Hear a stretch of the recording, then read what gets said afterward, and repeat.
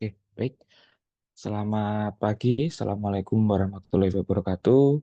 Salam sejahtera bagi kita semua. Salam Om Swastiastu, Rahayu, Namo Buddhaya, dan salam kebajikan.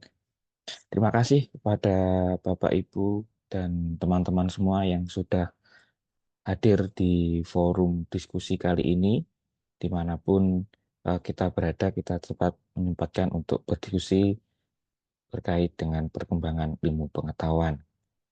Dan untuk pagi ini kita akan mendiskusikan bagaimana kita untuk menemukan state of the art penelitian. Nah, ini nanti barangkali teman-teman dan Bapak Ibu yang sedang riset atau mungkin sedang menyusun penelitian atau mungkin sedang merencanakan penelitian akan lebih mudah kita bedah di sini. Seperti yang kemarin sempat kami sampaikan bahwa sebenarnya lebih enak kalau kita datang diskusi sudah bawa bahan diskusi gitu. Nah, nanti sambil pemateri untuk menyampaikan materinya yang belum punya bahan atau mungkin outline atau mungkin proposal nanti bisa sambil dicari atau nanti bisa langsung disampaikan kendalanya seperti apa, menemukan standing positionnya gitu. Nah, nanti bisa langsung disampaikan atau mungkin didiskusikan dengan pemateri. Baik, pemateri kali ini eh, salah satu akademisi dari FISIP, ya FISIP Universitas Brawijaya dengan latar belakang S1 dari bidang spesialisasi sport komunikasi ya. Jadi memang basicnya dari Mas Diki ini adalah bidang komunikasi gitu. Untuk S2-nya filsafat dan etika komunikasi. Nah, sudah banyak beberapa publikasi ilmiah dan juga pengalaman riset di 5 tahun terakhir ya. Jadi mungkin sekarang juga sedang ongoing S2, tapi juga ada beberapa penelitian yang sedang dipegang gitu. Nah, mungkin sepintas ini Bapak Ibu dan teman-teman semua singkat dari pemaparan CV, nanti bisa langsung kita diskusi waktu dan tempat. Langsung saya persilahkan kepada pemateri. Oke, terima kasih Mas Moderator. Suara saya aman terdengar, nggih, Mas Aman. Moderator. Oke, saya sapa terlebih dahulu. Assalamualaikum warahmatullahi wabarakatuh. Bapak, Ibu, dan teman-teman rekan semua. Alhamdulillah hari ini kita bisa bertemu secara daring untuk istilahnya berbagi mengenai state of the art dalam penelitian, khususnya bagaimana kita melakukan literatur review dan memilih teori yang tepat. Ya. Untuk background saya sendiri sebenarnya memang berada di wilayah filsafat dan etika, tapi untuk yang saya tekuni sebenarnya di wilayah epistemologisnya. Epistemologis ini bisa terbagi jadi dua dua cabang. Yang pertama soal teoritisasi dan juga soal metodologis. Nah, di sini mungkin nanti kita arahnya ke teoritisasinya, tapi teoritisasi dan metodologis ini bukan suatu hal yang bisa dipisahkan karena dua-duanya itu menjadi bagian dari kerangka epistemologis untuk kita mendapatkan ilmu pengetahuan. Di situ arah dari filsafat keilmuannya semacam itu. Dan saya akan izin share dulu.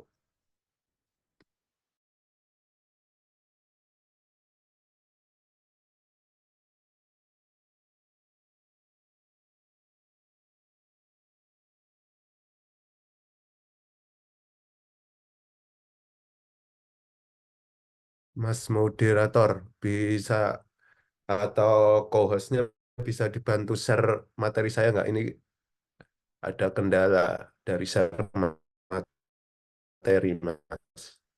Oke, sebentar ditunggu. Oke, sudah kelihatan?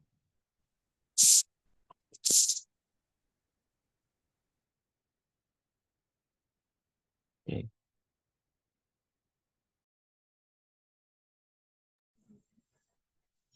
Oke, terima kasih Mas Moderator. Jadi memang judul webinarnya itu menemukan lihat penelitian, literatur review, dan pemilihan teori. Meskipun ini nanti saya lihat dari ya, para audiensnya, pesertanya ini lebih banyak dari dosen dan juga ada beberapa juga yang dari umum ataupun mahasiswa. Jadi di sini memang saya menyiapkan materinya sebenarnya lebih condong bagaimana kualitas riset ini dalam bidang akademik.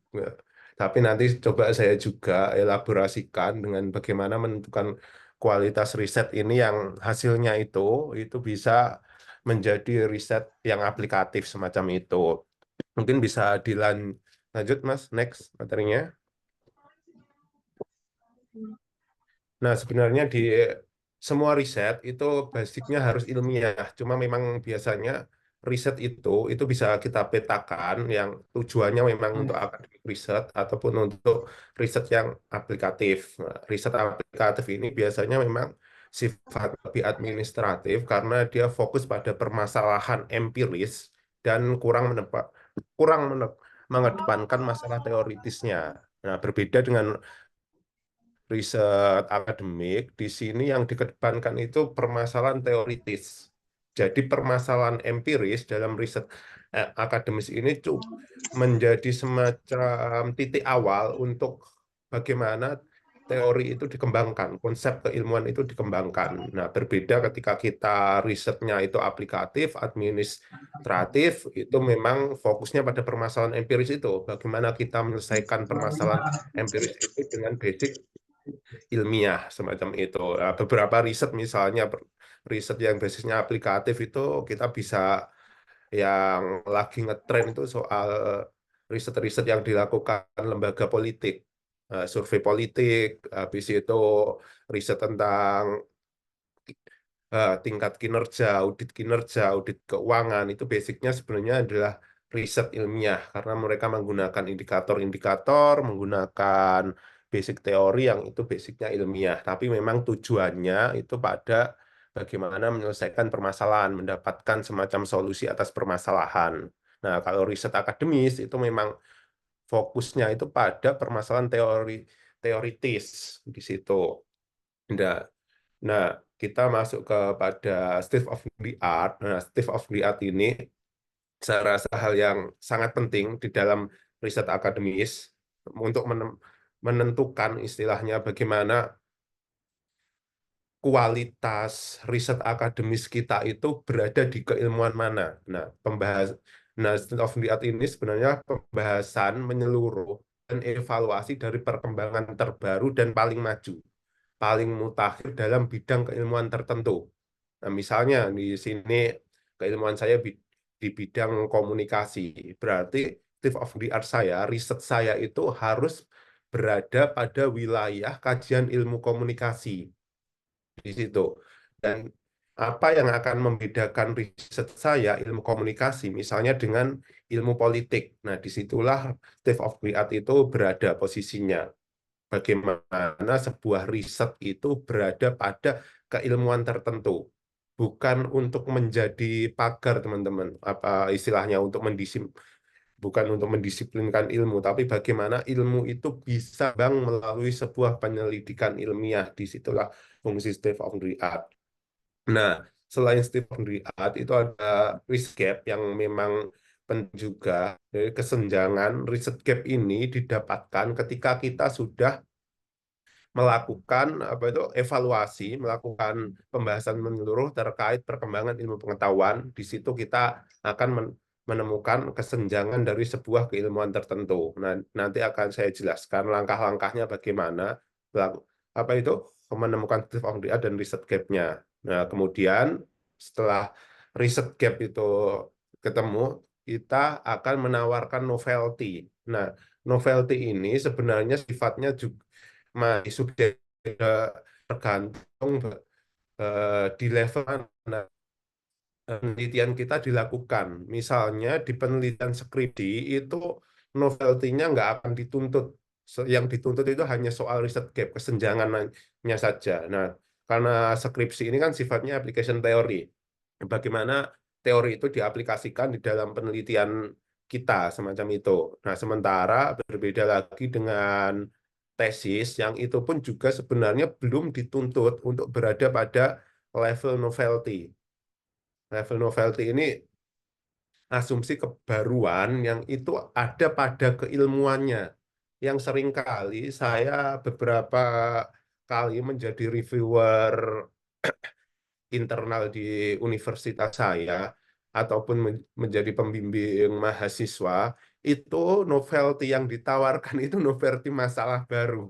Sebenarnya novelty itu bukan dari masalahnya. Oh, masalah ini baru, belum pernah diteliti. Nah, itu yang ditawarkan terkadang di arah sana. Sebenarnya bukan di arah sana. Novelty itu asumsi kebaruan dari keilmuan. Makanya novelty itu sebenarnya soal innovation dan invention theory.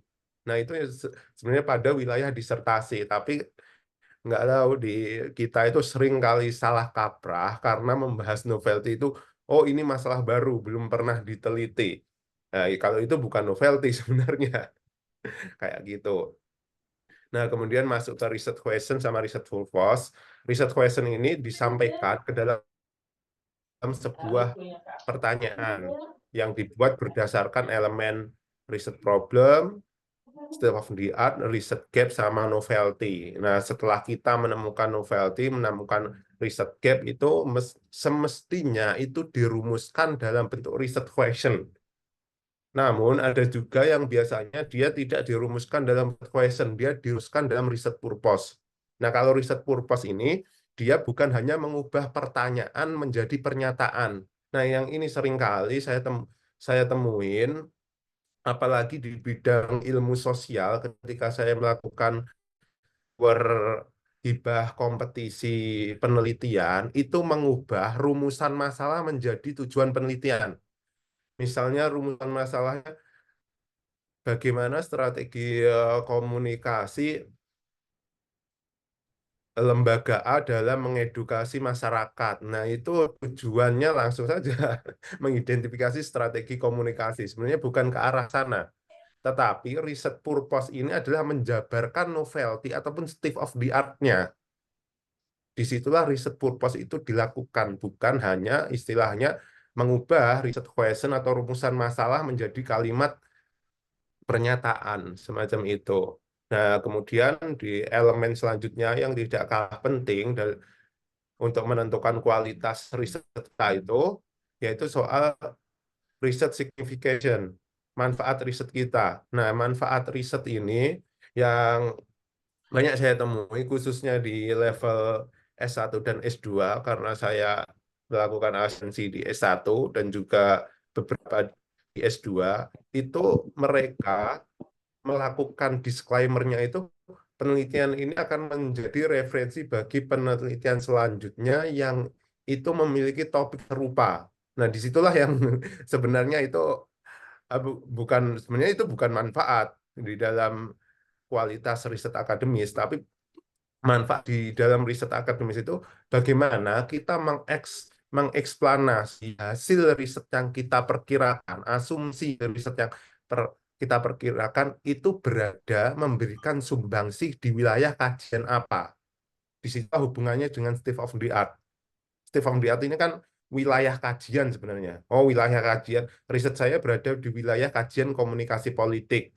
Maka manfaat riset saya ini memberikan sumbangsih pada kajian komunikasi politik, khususnya semacam itu dengan menghasilkan konsep ataupun membantah konsep yang itu yang seharusnya dieksplanasikan di dalam membentuk riset signification. Dan riset signification ini itu bisa terbagi menjadi dua, dan ini sangat penting ketika kita membuat proposal yang itu memang ingin dikompetisikan. Di sini ketika kita menjadi dosen, kita ikut riset kompetisi, di riset signifikasi ini memang tergantung skemanya, apakah dia memang riset signifikasi ini dibuat semacam subbas pendiri atau dia ditaruh di latar belakang, di introduction, dan itu sangat penting untuk disampaikan, bahkan harus di highlight semacam itu. Mungkin selanjutnya,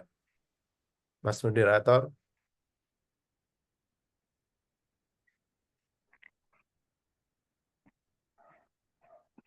Nah, rekan-rekan juga audiens nanti apabila ada yang dibingungkan bisa langsung dilakukan itu saja. Saya bisa langsung diinterupsi.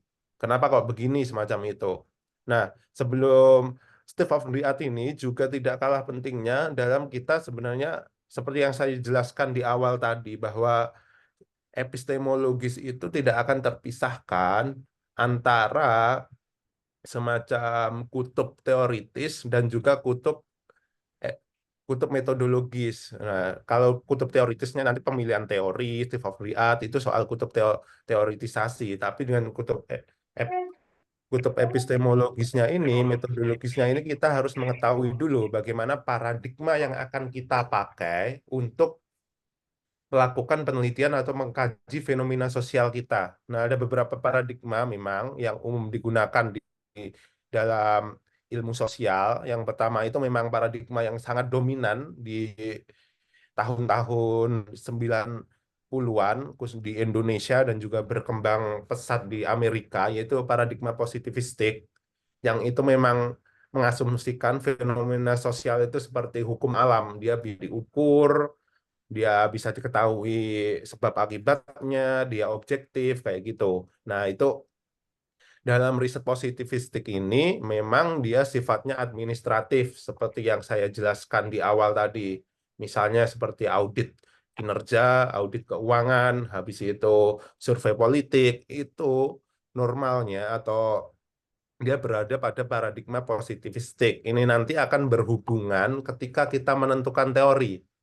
Ketika kita menentukan teori dalam dalam riset, kita berada di paradigma positivistik, tapi kita salah teori yang itu teorinya berada di wilayah interpretatif atau konstruktivis. Ketika itu mendapatkan misalnya kita ujian atau itu direview oleh maka itu pasti akan sudah langsung dicoret karena ini teorinya udah nggak sesuai, pasti ini risetnya secara epistemologis nggak akan berjalan, itu nggak akan keabsahan datanya dan itu akan pasti diragukan atau bahkan tidak bisa diterima secara ilmiah. Nah, itu pentingnya penggunaan teori dalam riset positivistik, harus sangat berhati-hati dan itu harus, karena itu akan diuji dalam penelitian kita. Selanjutnya ada riset interpretatif, ya itu memandang fenomena sosial itu memiliki makna yang disebut oleh Denzin itu semacam Verstehen, makna yang ada diri manusia,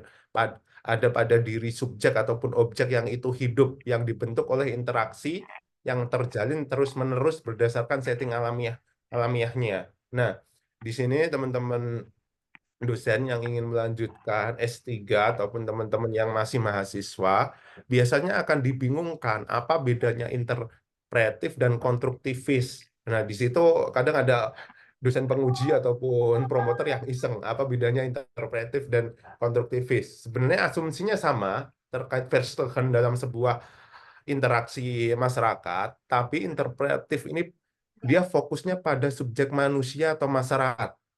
Sementara konstruktivis itu dia sejarahnya dia dimunculkan setelah riset interpretatif itu berkembang. Nah, riset konstruktivis ini dia bukan hanya pada subjek manusia, tapi juga non manusia. Misalnya studi pada film, studi pada konten-konten pemberitaan, konten-konten studi dokumentasi itu di dalam riset konstruktivis. Di situ ada perbedaan, tapi asumsinya tidak jauh berbeda terkait Verstehen. Kemudian di riset kritikal ini memandang fenomena sosial sebagai kontestasi kekuasaan. Nah, untuk kontestasi kekuasaan ini sebenarnya untuk mendapatkan status quo atau mempertahankan status quo. Nah, di situ pasti di dalam kontestasi kekuasaan ini memunculkan ketidakadilan, eksploitasi, ketimpangan struktur, superior dan inferior. Nah, di riset kritikal ini memang berada sejarahnya diawali dari Marxisme, neo-Marxis sampai sekarang berkembang di wilayah postmodernisme. Nah, Marxis ini biasanya Marxis ini asumsinya ada pada soal kelas sosial.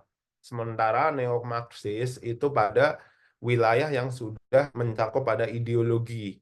Sementara postmo ini fokusnya dia pada bahasa, bagaimana bahasa itu digunakan untuk melanggengkan perasaan, eksploitasi, dan lain-lain seperti itu. Itu di wilayah riset kritikal. Nanti kita akan bahas bagaimana teori itu difungsikan di dalam paradigma ini untuk riset-riset kita. Nah, yang riset yang sedang berkembang, khususnya yang saya tahu itu di wilayah Australia dan juga Amerika, wilayah pesisirnya itu riset empowerment, paradigma empowerment. Paradigma empowerment ini memandang bahwa fenomena sosial itu perlu untuk diubah melalui tindakan-tindakan yang melalui kesadaran masyarakat untuk mengubah nasibnya. Bagaimana? Jadi penelitian kita di dalam empowerment paradigm ini, bagaimana penelitian kita itu kita bisa bercampur baur dengan masyarakat, bahkan melibatkan masyarakat itu sebagai mitra penelitian, sehingga masyarakat itu sadar akan apa yang dialaminya dan dia berkeinginan untuk mengubah nasibnya.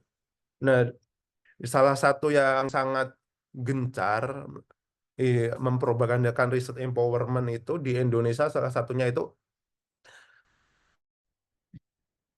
eh, Prof. Elske dari Queensland University Australia. Dia bolak-balik di UB, habis itu di Unpad. Itu untuk apa itu? Mendemonstrasikan paradigma empowerment. Bahkan dia sudah mengembangkan riset-riset ini khususnya ketika kita ingin melakukan participation action research, tindakan kooperatif itu sangat digencarkan di berada pada wilayah paradigma empowerment. Selanjutnya, Mas Nada.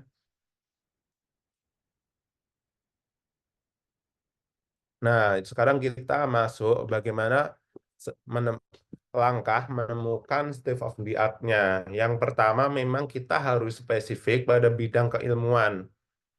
Nah, di skripsi ini biasanya bidang keilmuannya itu hanya satu, karena dia sifatnya masih disiplin, disiplin keilmuan, satu bidang ilmu. Nah, di skripsi ini satu bidang ilmu, misalnya skripsi tentang komunikasi, dia berada pada wilayah bidang kajian komunikasi politik atau di wilayah culture studies, itu satu bidang ilmu, kita memilih nantinya akan memilih teori untuk diaplikasikan di dalam riset kita. Nah, itu di wilayah skripsi. Sementara di wilayah tesis atau disertasi itu sifatnya interdisiplin. Interdisiplin ini irisan antara dua atau lebih keilmuan.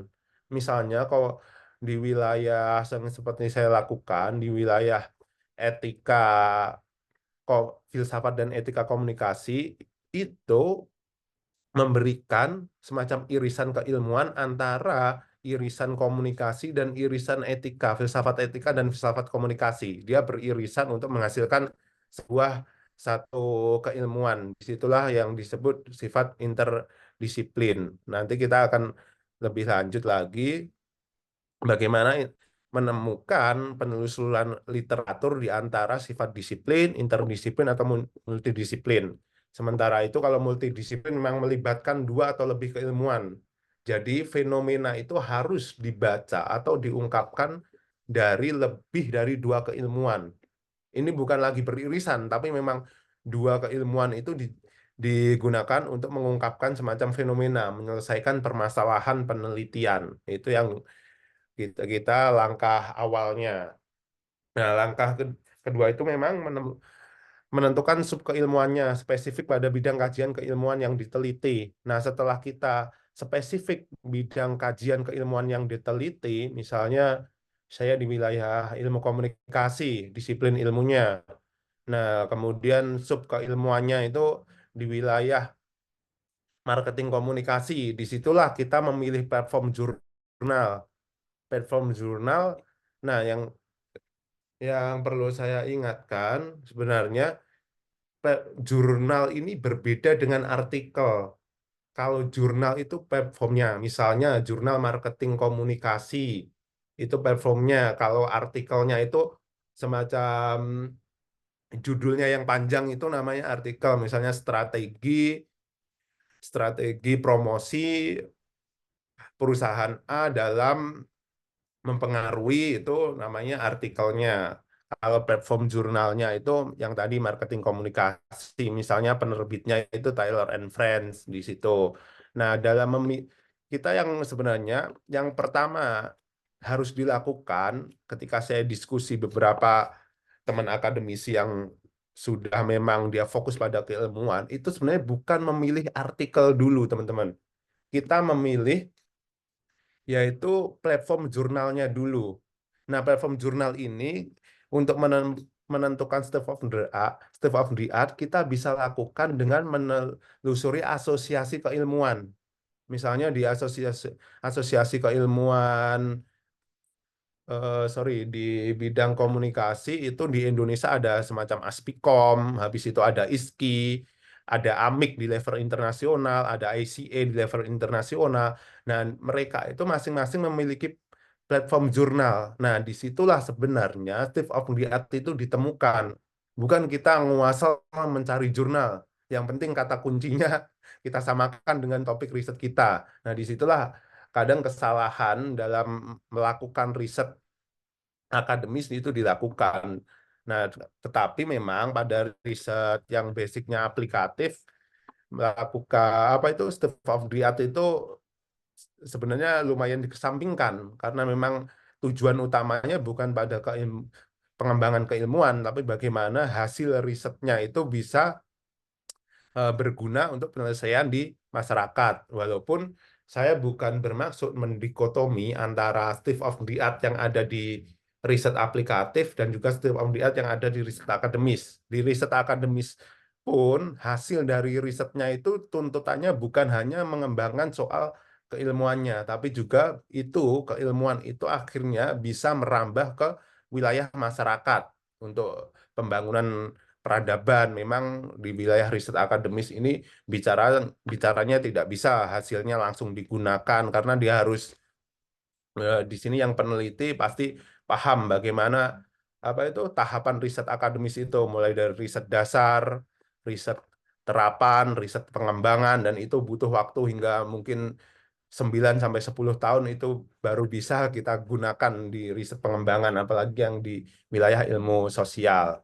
Nah, selanjutnya setelah kita menentukan platform jurnalnya, kita baru melakukan penelusuran literatur. Nah, penelusuran literatur ini sebenarnya literatur kita bisa bedakan menjadi tiga. Yang pertama memang artikel jurnal yang itu di dalam riset akademis yang sangat diperlukan itu muktahirnya itu 5 tahun terakhir. Sementara untuk buku itu jenisnya ada referensi, monograf, buku ajar, dan lain-lain, itu mutakhirnya 10 tahun. Maaf, itu di PPT ada kesalahan. Nah, pengecualian untuk referensi induk, misalnya referensi bukunya Habermas yang 1964 tentang public sphere, itu memang akan ada pengecualian dari reviewer-reviewer semacam itu. Nah, yang ketiga itu artikel populer ilmiah yang itu bisa digunakan untuk juga membantu kita menentukan state of the art, misalnya di conversation dan lain-lain itu.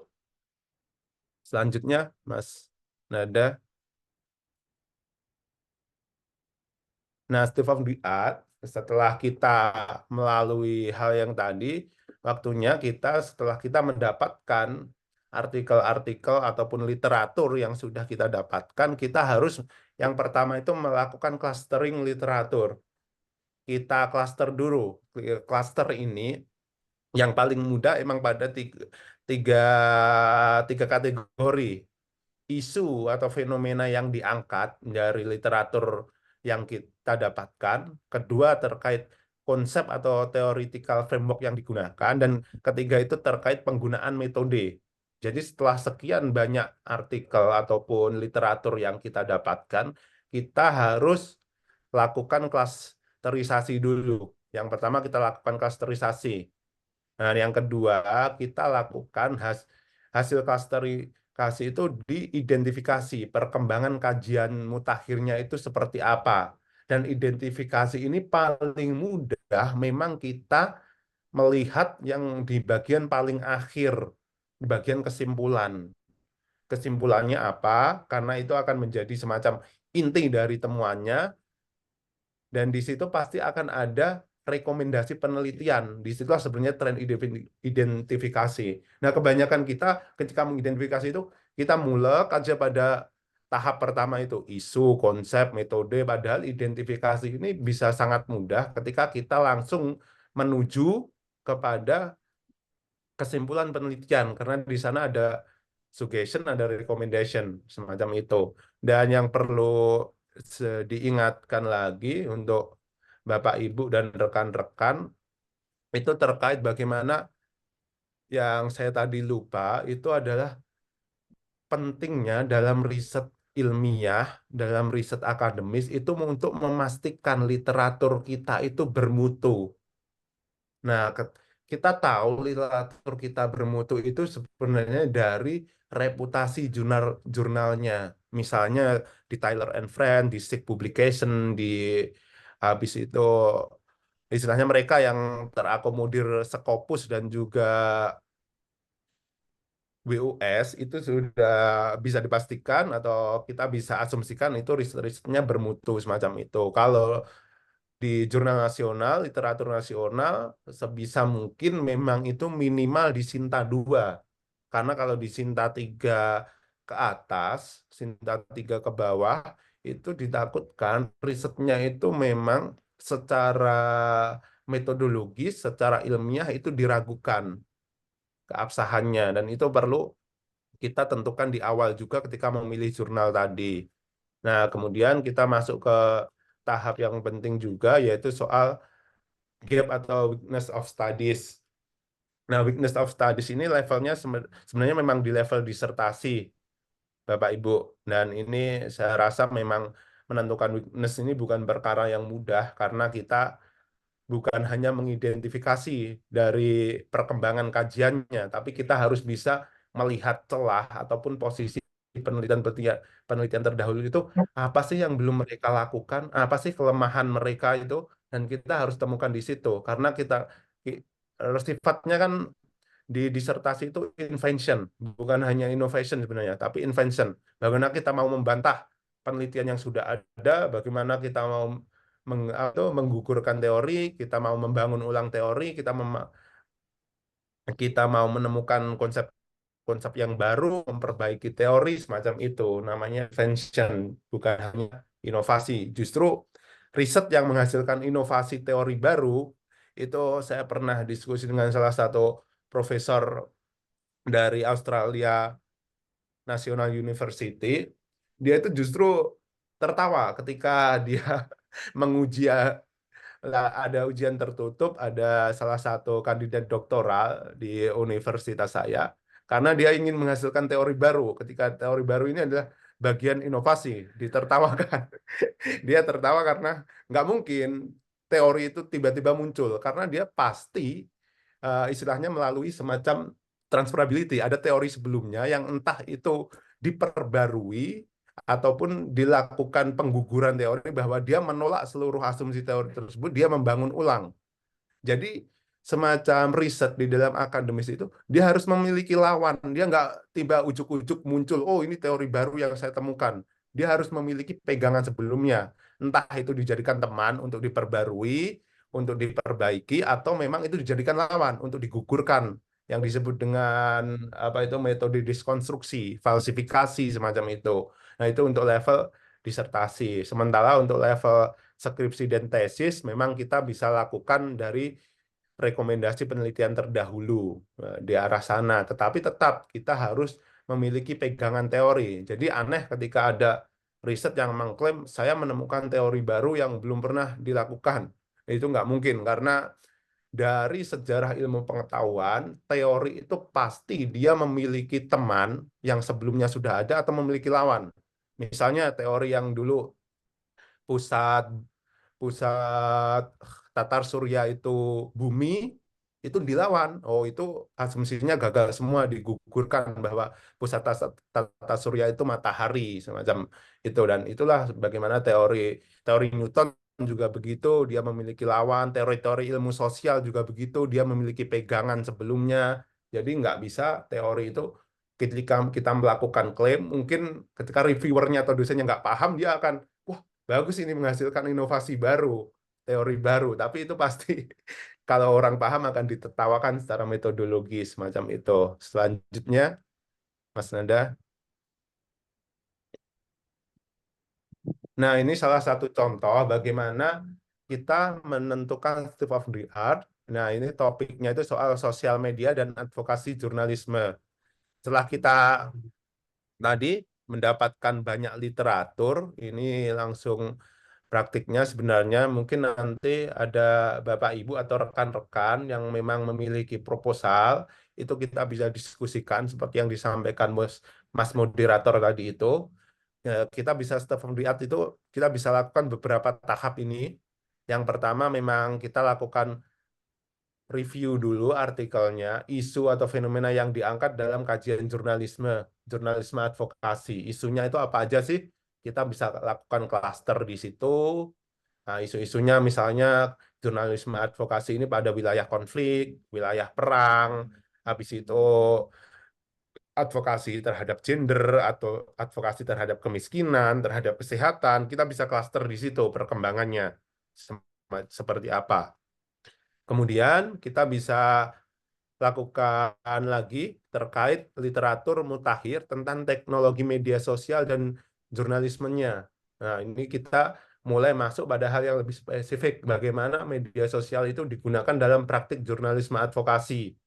Misalnya itu digunakan untuk pencarian informasi, untuk istilahnya mendemonstrasikan hasil advokasinya sebagai media watchdog dan lain-lain. Itu kita bisa lakukan review di situ. Nah, yang ketiga, yang ini seharusnya ada di dalam riset, khususnya di riset tesis ataupun disertasi itu melakukan reviewnya itu juga pada tahap metode. Metode apa saja yang dipakai dan termasuk penggunaan teknologi metode penelitian.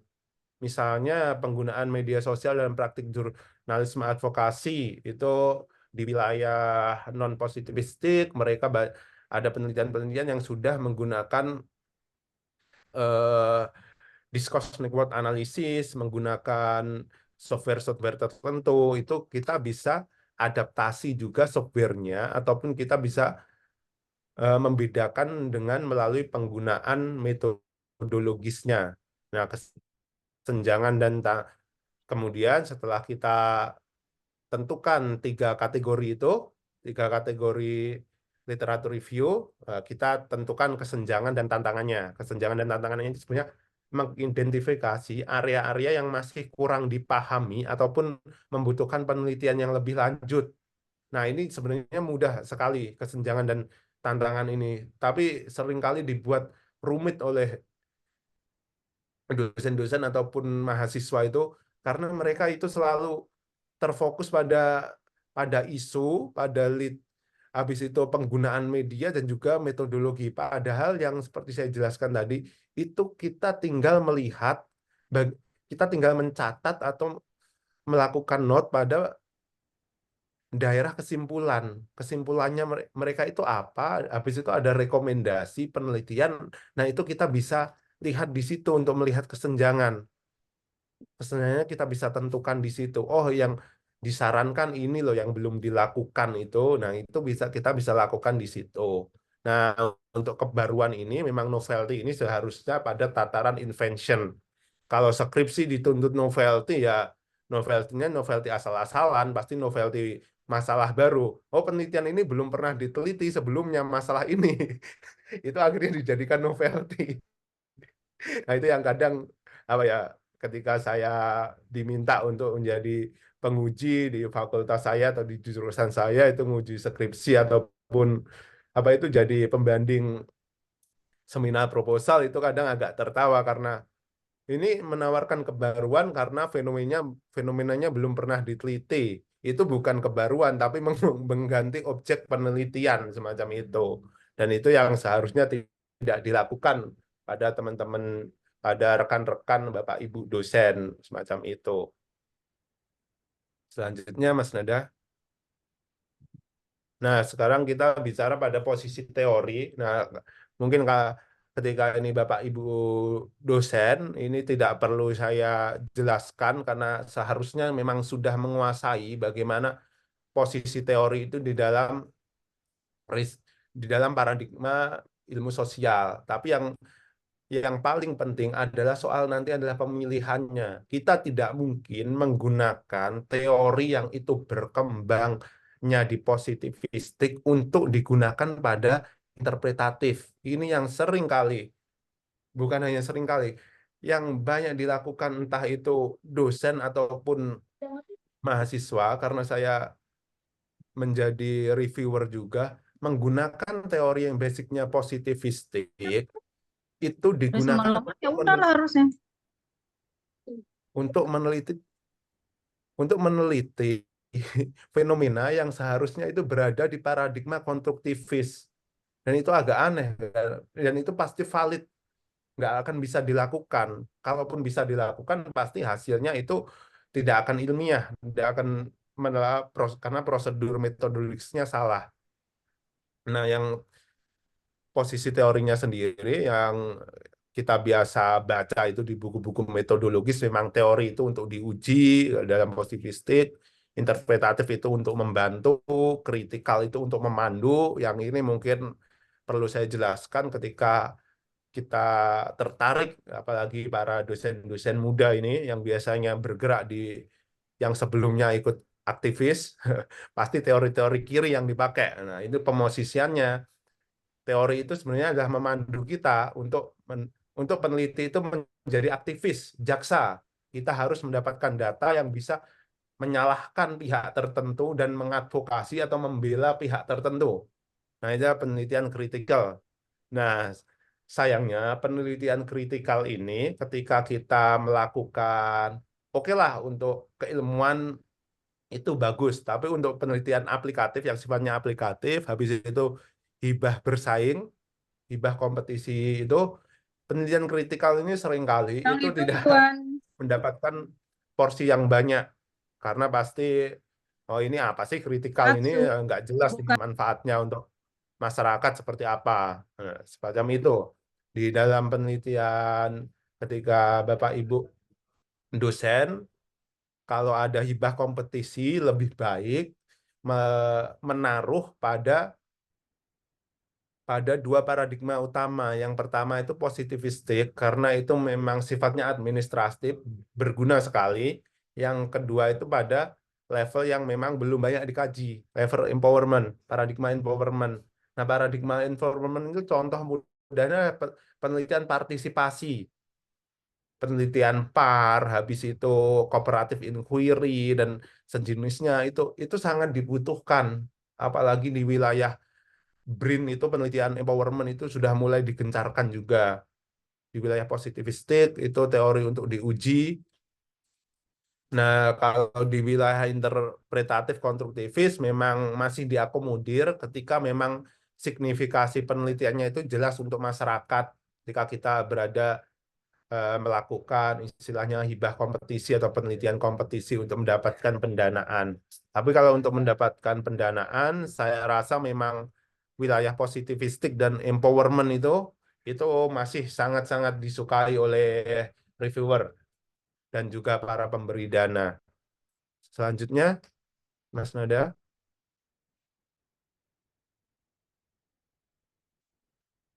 Nah, langkah memilih teori penelitian yang pertama itu kita harus sesuaikan dengan riset problem kita.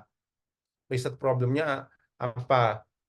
Nah, riset problem itu akan berkaitan dengan apa itu sangat menentukan teori yang kita pilih. Jangan sampai riset problemnya berbicara dengan A, tapi teorinya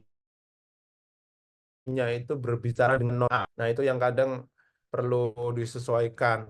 Nah, dalam risetnya yang basicnya positivistik, di Indonesia positivistik itu lebihnya, saya dari tadi menghindari kata kata kuantitatif dan kualitatif, yang sebenarnya itu justru paling banyak digunakan di Indonesia.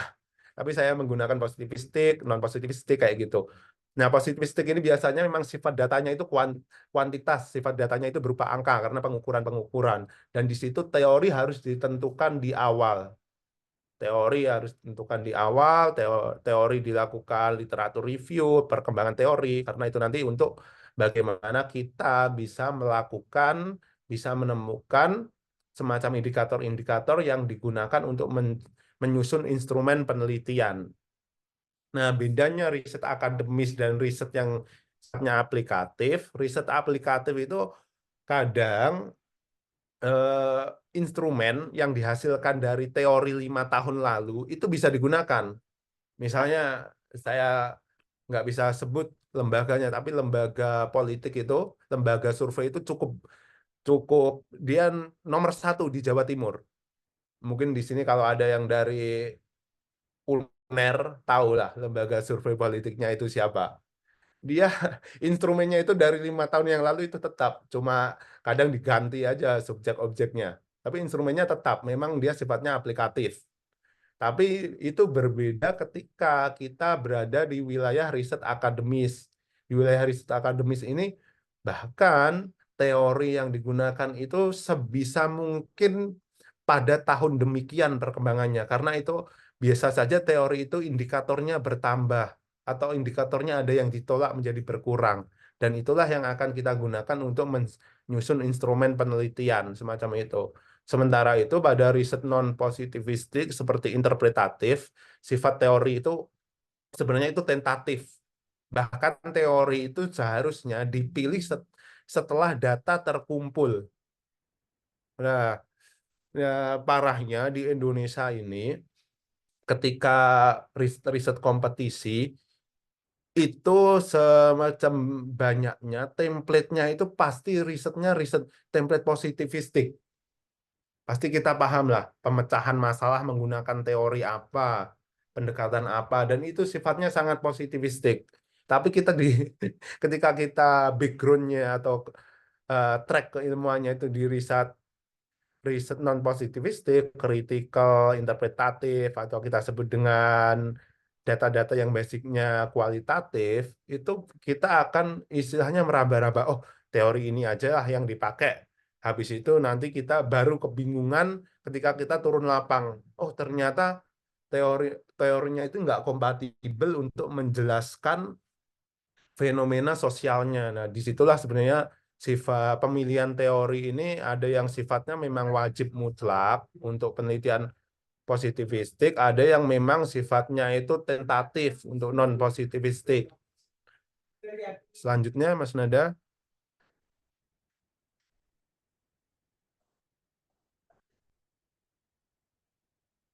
Nah, ini tabel bagaimana kita bisa menggunakan teori dan literatur review. Nah, di wilayah positivistik ini biasanya memang di kajian pustaka, hampir semua kajian pustaka sifatnya itu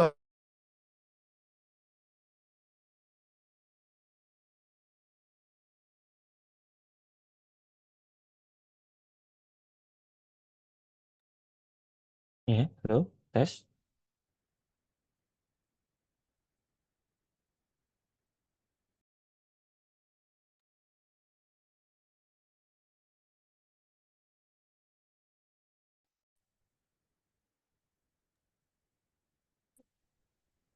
Oke, Terlempar ya. sorry, saya terlempar.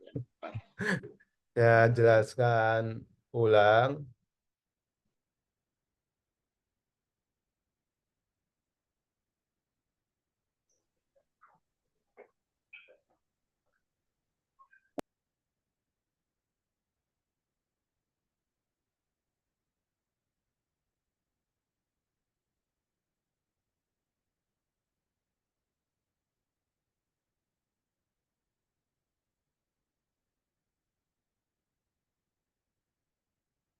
Share screen-nya nggak ada ya, Mas?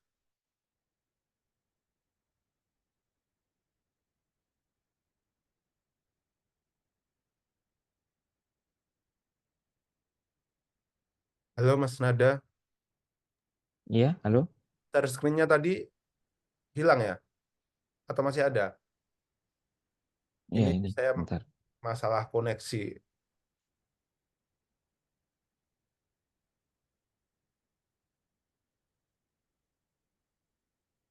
Oke, silakan.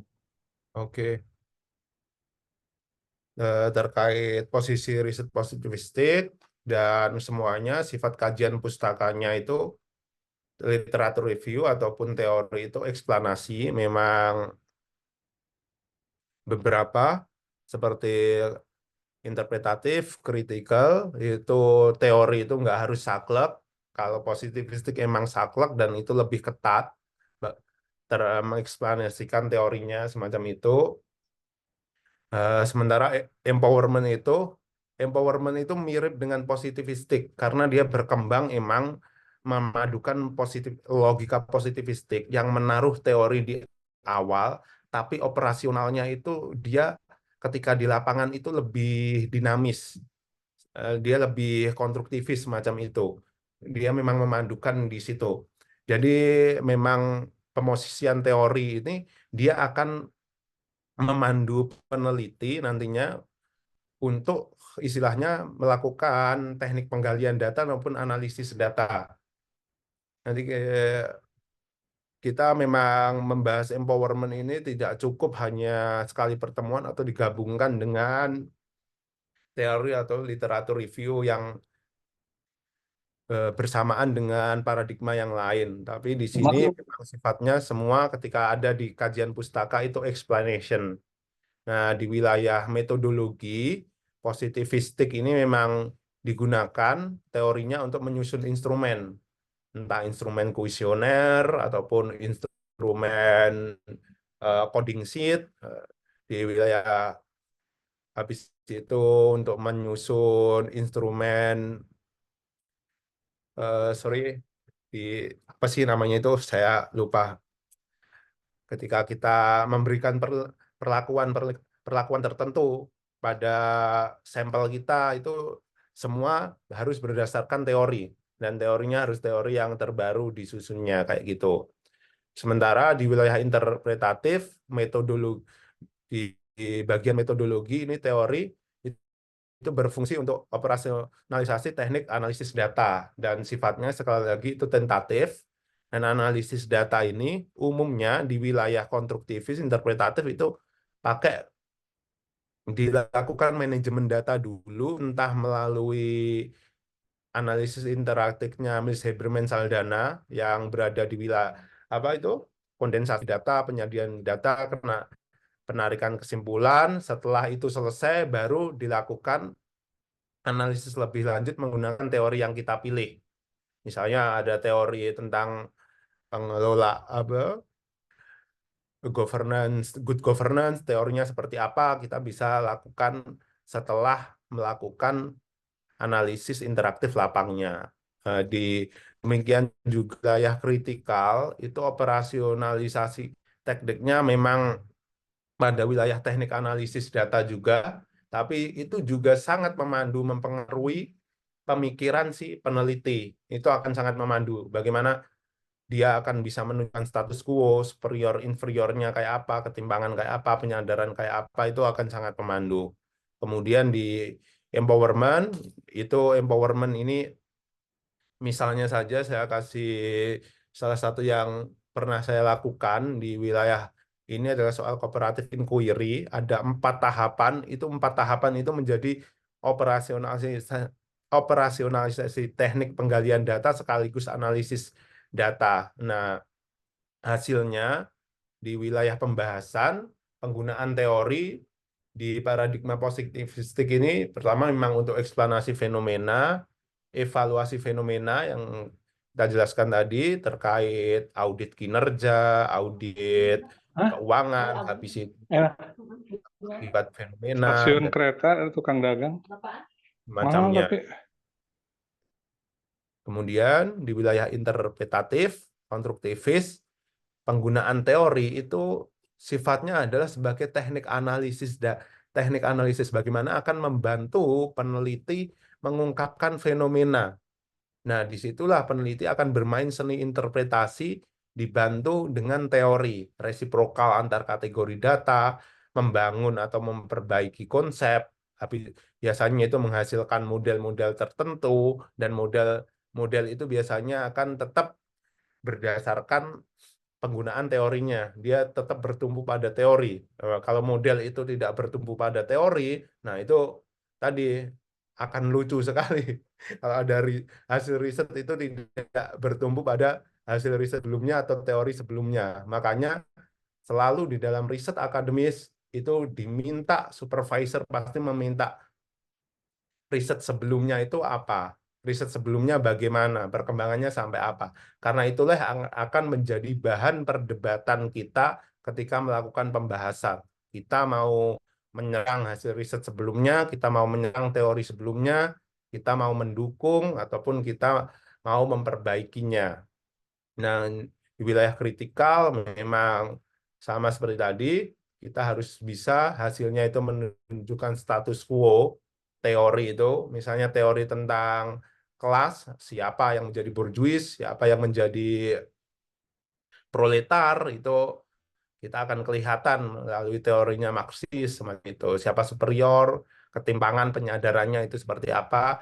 Sementara di wilayah empowerment, teori yang akan kita gunakan itu pasti akan membantu kita mengetahui perilaku kesadaran masyarakat untuk menjadi lebih baik. Sifatnya itu praksis, hasilnya itu praksis sosial.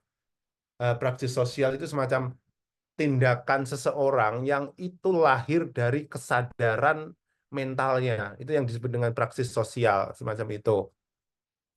Mungkin itu yang bisa saya sampaikan di pertemuan ini dan kita sebaiknya memang memang materi saya ini sangat teoritis karena memang bagiannya itu di bagian epistemologis ya. Jadi memang sebaiknya memang rekan-rekan itu ada beberapa ya bahan yang bisa kita diskusikan bersama. Mungkin saya berikan ke Mas Nada untuk sesi pertanyaan atau sesi diskusi khususnya untuk membahas bahan-bahan rekan-rekan atau yang lain. Iya, Silakan Mas Nada. oke. Baik, terima kasih atas sentilannya ya berkaitan dengan bagaimana kita mengkonsep atau mengkombinasikan antara eh, dari tataran ide kemudian sampai ke aplikasi gitu. Nah, mungkin dari Bapak Ibu dan teman-teman yang sudah hadir, barangkali ada pertanyaan ya atau mungkin ada topik yang bisa didiskusikan berkaitan dengan riset, utamanya tentang state of the art. Mungkin bisa langsung eh, open mic atau bisa di share di kolom komentar. Mungkin ada, silakan dari Bapak Ibu atau teman-teman yang ingin sharing gitu, mungkin sedang riset dan kemudian mengalami apa kebuntuan ya atau kebimbangan gitu dalam mengolah-olah konsep gitu. Mungkin saya awali dulu dari Mas Diki ya. Jadi eh, kalau dilihat memang hampir sama seperti yang saya paparkan kemarin, bahwa memang terkadang kita ibarat kita ini ingin penelitian, ingin riset, tapi yang kita sajikan itu adalah cerita masakan yang enak gitu, tapi bukan sebagai sajian masakan yang enak. Nah, ini seringkali kan kita temui seperti itu ya. Ibaratnya kita tahu nih, kita dari Jakarta ingin ke Surabaya, tapi kita nggak tahu kita tiba di Surabaya jam berapa, naik apa, kemudian lewat mana, mau mau buka hutan atau lewat apa gorong-gorong kan gitu ya, gitu kan ibaratnya. Jadi, nah, state of the art ini dalam teknis penyusunan proposal utamanya ya, kalau dalam berbagai kompetisi itu. Nah, ini lebih ditekankan di mana gitu. Mungkin bisa di-share. Sedangkan terkadang kita memunculkan itu juga juga seringkali kerepotan gitu. Apakah di latar belakang atau mungkin kadang langsung ke metode gitu. Jadi seringkali menghilangkan kalau dalam proposal secara umum nih, kalau kita masih mahasiswa itu kan ada bab satu, bab 2 dan bab 3. Nah, bab 2 ini yang semestinya justru kuat di teorinya gitu. Nah, sedangkan dalam beberapa hibah kompetisi itu kan hilang, langsung dipangkas gitu. Nah, langsung masuk ke bab satu dan bab 2, langsung ke metode dan teknis. Nah, barangkali ada trik atau mungkin teknis lah. Ini digeser kemana nih? Mau ditekankan di mana? Ditonjolkan di mana gitu kira-kira. Iya, terima kasih Mas Nada atas pemantik diskusinya ini. Sebenarnya Steve of the Art ini memang ada beberapa, kita memang tergantung dengan template yang ditawarkan dari skema yang kita ikuti. Misalnya di RPTM Bima itu yang alhamdulillah beberapa kali saya lolos di situ, memang dia melompati. Setelah introduction langsung itu di bagian metode semacam itu. Dan di Bima itu di tahun 2021, tahun 2022 ketika saya ikut lolos itu, introduction-nya itu 500 kata dan dia harus menyebutkan state of the art. Ada permasalahan, urgensi, state of the art, pendekatan pemecahan masalah, kebaruan. Jadi udah 5 itu. Jadi setiap paragraf itu harus setiap paragraf yang ya katakanlah maksimal 100 kata ya. Itu harus 500 kata itu harus mengandung 5 elemen itu tadi. Yang pertama permasalahannya apa, urgensinya apa, state of the art apa, pendekatan masalah apa, novelty apa. Nah, itu 500 kata yang alhamdulillah yang kemarin sudah ditambah ya, yang tahun ini, tahun 2023 itu masih tetap 500 kata sih yang saya dapat juga itu. Dan di situ kita harus menyebutkan state of the art. Padahal state of the art ini, kalau mungkin kita lagi melakukan menyusun tugas akhir ya, entah itu skripsi ataupun tesis, itu berlembar-lembar. Di bab satu biasanya masih diminta dosennya, oh ini bab satu itu kamu harus bangun antara perbedaan fenomena empirismu dan juga tren risetnya kayak apa. Dasolan dan desainnya itu perbedaannya di mana, itu kan dibentuk dari situ. Itu ada udah mungkin bisa sampai 3 lembar. Habis itu di bab 2 itu harus dieksplanasi lebih ketat. Tapi memang kita sebagai peneliti itu harus tetap menyesuaikan dengan yang ditawarkan pemberi hibahnya. Karena kita ini kan istilahnya ke mereka itu apa ya?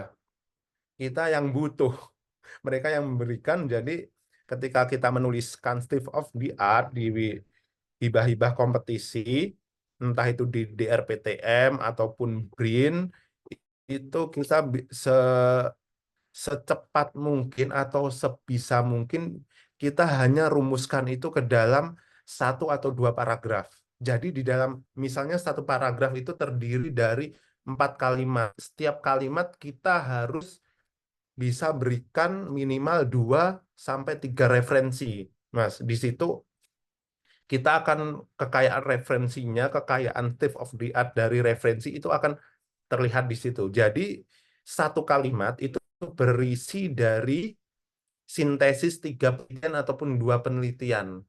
Disitulah kita akan bermain istilahnya menghemat efisiensi kalimat, efisiensi literatur review ada di situ.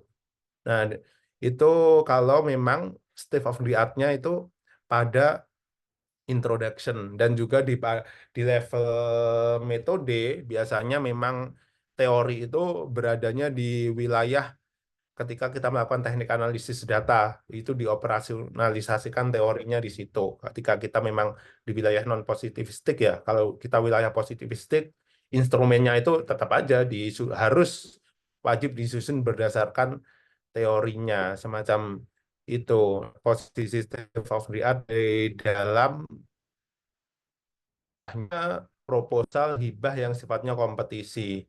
Nah, ada sedikit sharing juga. Kemarin saya nge-handle beberapa dosen yang di universitas saya, bukan menghandle istilahnya membantu. Itu memang di universitas itu lebih lega karena ada introduction-nya itu 1.000 kata dan itu lebih lega, lebih enak. Kadang semakin banyak ya kata itu kita lebih enak menuliskannya daripada yang sedikit itu pasti akan lebih pusing menuliskannya karena kita harus menghemat kata. Itu lebih enak. Kemudian di universitas sebelah tetangganya universitas saya di Negeri Malang itu juga lebih enak. Di sana bahkan tidak terlalu ketat juga untuk proposal-proposal penelitiannya. Itu lebih enak karena state of the art-nya ada di bab 2 dan di bab 1. Jadi kita lebih istilahnya kita lebih leluasa merangkai state of the art dan juga teorinya. Nah, kalau fungsinya memang yang seperti saya jelaskan tadi, state of the art ini ibaratnya ketika kita menyajikan data itu Mas Nada, makanan kita itu akan lebih cantik ketika kita bisa istilahnya apa ya, tampilannya akan lebih cantik dan lebih enak apabila state of the art-nya itu benar-benar kelihatan gitu loh. Karena kan fungsi state of the art ini nanti untuk membahas itu kan, di bagian pembahasan, di bagian diskusi itu kan. Oh, kita itu istilahnya datanya warnanya seperti ini, disajikannya seperti ini, seperti ini. Itu sebenarnya masakannya akan terlihat lebih cantik dan bukan hanya cantik tapi juga lebih enak karena memang dia punya bahan-bahannya itu bermutu antara bahan empiris dan dielaborasikan dengan bahan teoritisnya itu bermutu dan masakannya bisa lebih enak dan itu akan sangat menentukan output luaran kita. Nanti kita bisa menuju ke jurnal bereputasi kan ditentukan dengan itu. Ditentukan antara temuan diskusi antara temuan empiris dan juga teoritisnya. Lebih ke arah situ sih, Mas Nada.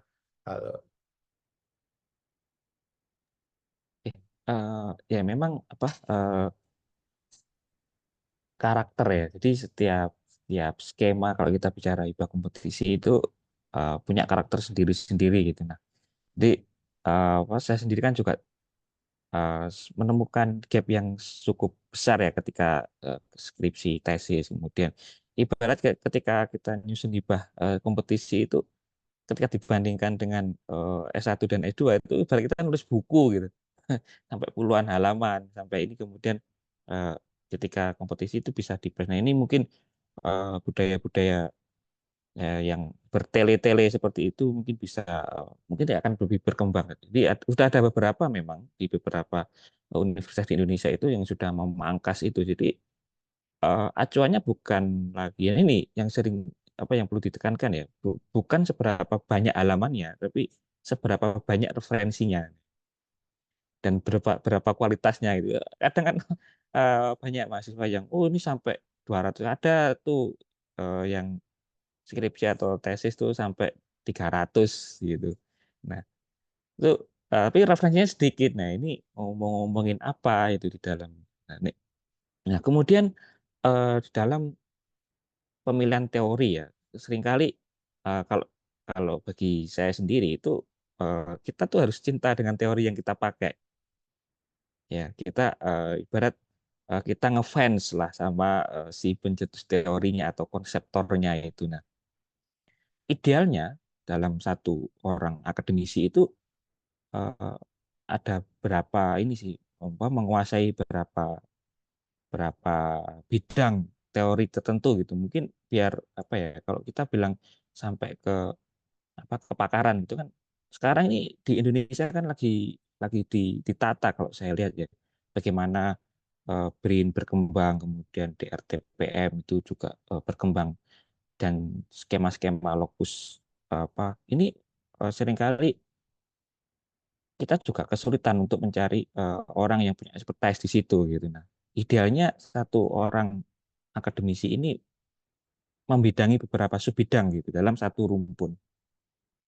Karena ini kayaknya akan pengaruh juga ke bagaimana kita apa membuat kerangka ya. Kalau kita ibarat apa kita bikin tukang las gitu ya, ibarat kita analoginya sebagai tukang las. Ini kan tukang las satu dan tukang las dua kan beda ketika bikin polesannya, finishingnya kayak tukang gitu kan finishing. Bahkan bahannya sama, bahannya ini satu satu satu bahan yang sama dan satu pohon yang sama, satu pohon jati yang sama, tapi ada dua tukang tukang kayu yang berbeda. Ini pun juga akan mempengaruh dalam proses pembentukan, bahkan sampai finishing. Nah ini idealnya satu orang akademisi itu membidangi subbidang itu berapa gitu.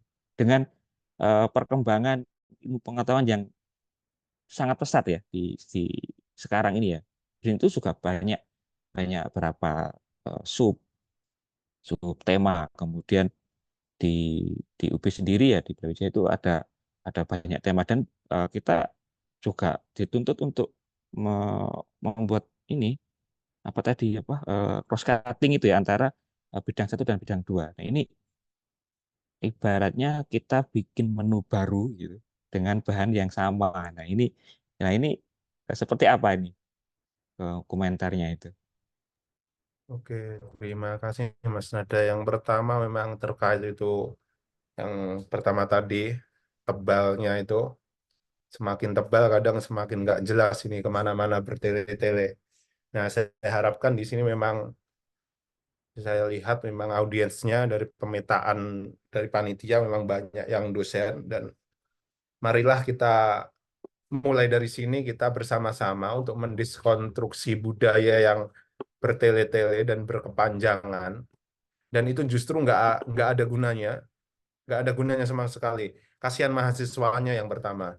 Yang kedua itu marilah kita mengurangi emisi karbon juga kita menyelamatkan pohon daripada kasihan mahasiswa kalau di tempat saya di jurusan saya itu ada laporan magang aja minimal harus 150 dan itu guru besar yang meminta. Bayangkan laporan magang 150, skripsi minimal 200 halaman. Itu seorang guru besar yang minta dan memang nggak semua guru besar itu kan pikirannya besar kan semacam itu dan saya rasa ini yang ditulis apa terus kasihan mahasiswa akhirnya mereka clipping teori mereka nggak menemukan state of the art di bab 2 itu skripsi itu mereka clipping konsep clipping teori clipping pengertian humas artinya humas berfungsi padahal bukan itu yang disebut state of the art. State of the art itu perkembangan kajian wilayah kajiannya bukan pengertian. Nah, itu yang salah kaprah di Indonesia. Saya rasa bukan hanya di FISIP ya, di ilmu komunikasi, tapi semua hampir semua entah di UI, di UGM pun itu banyak yang masih clipping konsep. Kumpulan Marilah kita adalah ubah kumpulan dari adalah clipping konsep itu. Itu mari kita ubah bersama-sama kita ubah. Nggak perlu ada pengertian ini pengertiannya A, pengertiannya B, pengertiannya C itu. Mari kita ubah menjadi perkembangan ilmu pengetahuan. Perkembangan kajiannya kayak apa. Itu yang dibutuhkan di bab 2. Penelitian penelitian saya itu harus ada disclaimer. Penelitian saya itu berada di kajian kajian A. Perkembangan kajiannya A begini penggunaan teori, penggunaan metodologis di kajian ini begini. Sehingga saya akan melanjutkan penggunaan metodologis, saya melanjutkan penggunaan teori, saya melanjutkan isu yang berkembang pada kajian di situ, bukan melakukan clipping teori. Dan itu akan lebih simpel, nggak terlalu banyak. Dan itu mungkin kita harus berbenah bersama-sama, mulai dari yang muda-muda, biarkanlah yang generasi tua istilahnya tetap mempertahankan itu tapi kita mulai ubah di situ. Kemudian yang masalah kedua tadi masalah sebenarnya keakaran ini sebenarnya untuk spesialisasi, Mas. Ya, Kak, saya beberapa memang diskusi dengan Kang eh, Kang Idi itu salah satu memang Kang Idi itu luar biasa. Dia tidak terikat pada instansi tertentu, kampus tertentu, tapi dia hampir menguasai beberapa kajian ilmu mulai dari culture studies, ilmu komunikasi, sosiologi dan juga politik. Itu luar biasa orangnya.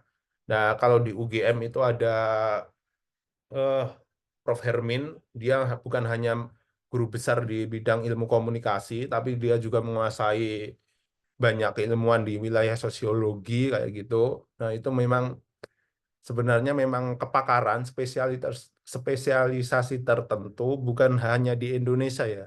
Di Aussie pun juga begitu yang saya beberapa memang banyak diskusi dengan dosen-dosen dari Aussie. Memang ada itu kepakaran itu untuk spesialisasi dan sifatnya sebenarnya administratif, Mas. Untuk mengurus jabatan fungsional kan kayak gitu. Jabatan fungsionalnya nanti untuk mengurus menuju guru besar termasuk apa itu linearitas studi itu kan sebenarnya untuk kepakaran administratif aja. Tapi untuk kepakaran keilmuan, saran saya memang jangan hanya satu.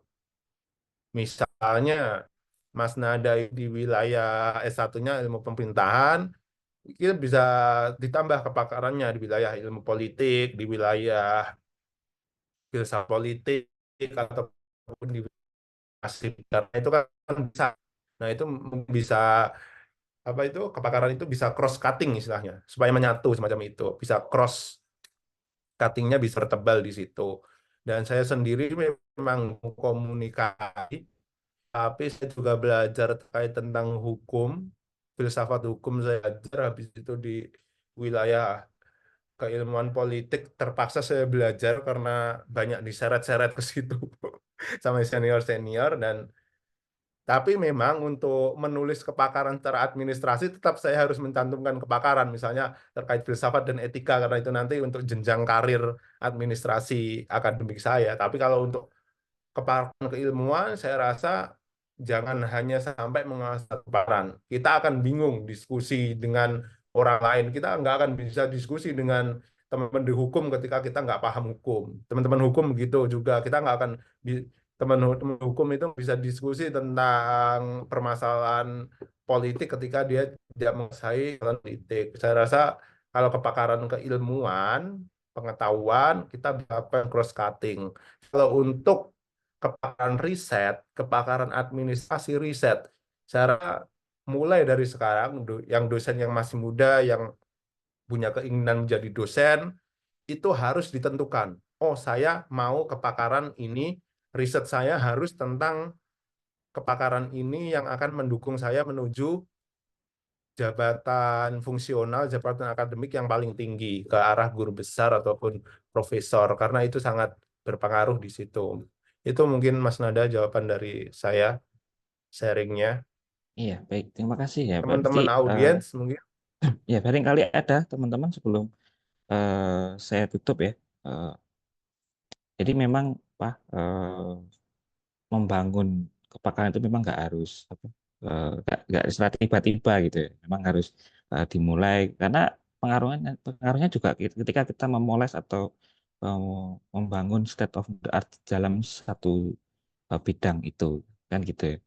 Nah, mungkin ada dari Bapak Ibu atau teman-teman jangan lupa untuk mengisi link presensi dan juga rekaman nanti juga bisa diakses langsung di YouTube CPDS dan jangan lupa ikuti terus perkembangan dari diskusi dan bedah ilmiah yang kami selenggarakan bersama CPDS dan mungkin jika sudah tidak ada yang mau tanya atau diskusi, saya akhiri sampai bertemu kembali di diskusi selanjutnya. Salam akal sehat dari CPDS. Terima kasih, selamat pagi. Assalamualaikum warahmatullahi wabarakatuh.